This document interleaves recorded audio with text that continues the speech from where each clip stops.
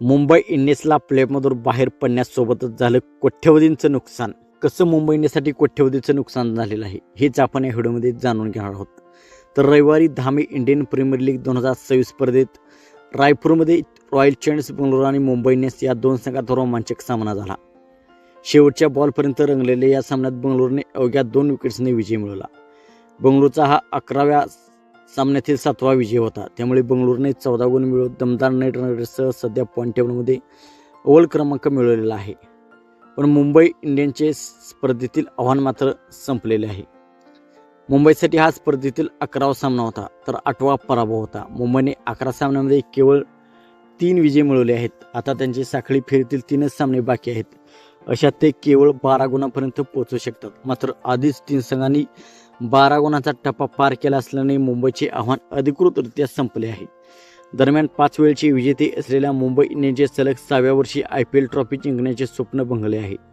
गेल्या 6 वर्षात मुंबईच्या कामगिरीत बरेच चढउतार पाहायला मिळाले आहेत.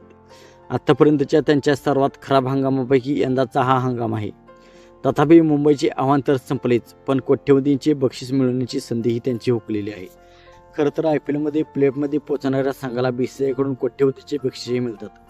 विजेत्या संघाला 20 कोटी रुपये तर उपविजेत्या संघाला 12.5 कोटी रुपये.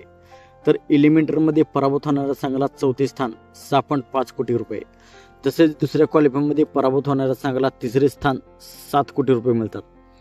तसेच प्लेऑफमध्ये स्थान न मिळवणाऱ्या संघाला कोणतेही बक्षीस रक्कम मिळत नाही.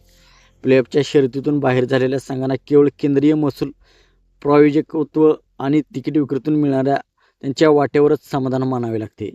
दरम्यान मुंबईचे आव्हान जरी संपले असले तरी त्यांना अद्याप साखळी फेरीतील 3 सामने खेळायचे आहेत. हे सामने त्यांना तळातले स्थान टाळण्यासाठी आणि प्रतिष्ठा राखण्यासाठी खेळायचे आहेत. त्यांना 14 मे रोजी पंजाब किंग्स विरुद्ध, 20 मे रोजी कोलकाता नाईट रायडर्स विरुद्ध तर 24 मे रोजी राजस्थान रॉयल्स विरुद्ध सामना खेळायचा आहे.